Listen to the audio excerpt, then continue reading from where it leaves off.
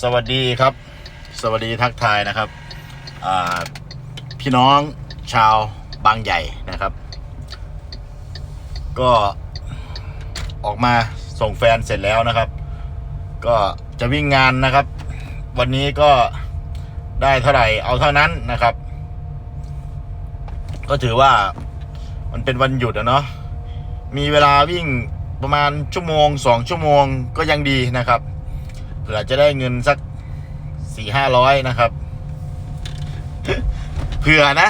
คาดว่าเผื่อ เผื่อไว้นะครับถ้าไม่ได้ก็ไม่เป็นไรนะครับ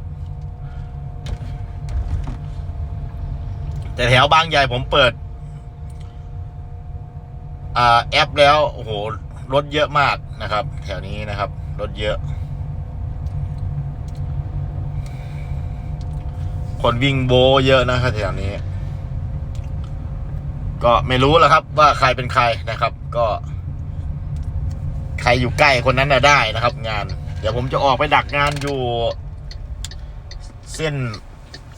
ถนนใหญ่นะครับตอนนี้ผมอยู่ในหมู่บ้านอยู่นะครับก็เดี๋ยวออกไปเพื่อ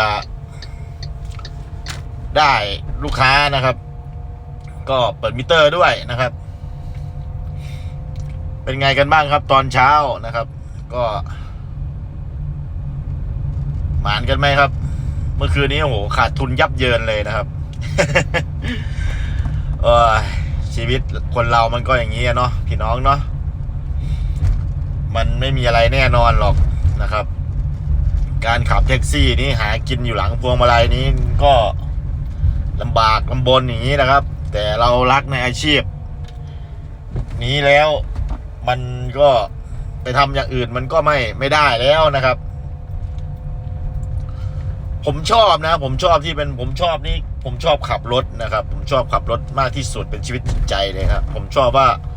มันไม่อุดอู้มันได้เห็นโลกภายนอกได้เห็นนู่นเห็นนี่ได้ไปเที่ยว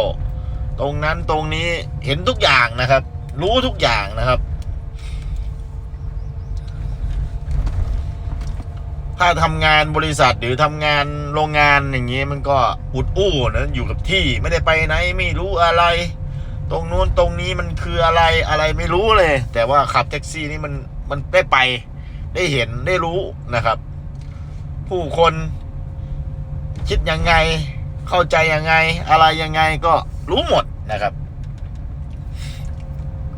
เราไม่ต้องไปถามเขาหรอกนะครับเขาขึ้นรถมาโอ้โหเขาพูดสาธยายกันเขาคุยกันในรถเรารู้ทุกอย่างนะครับ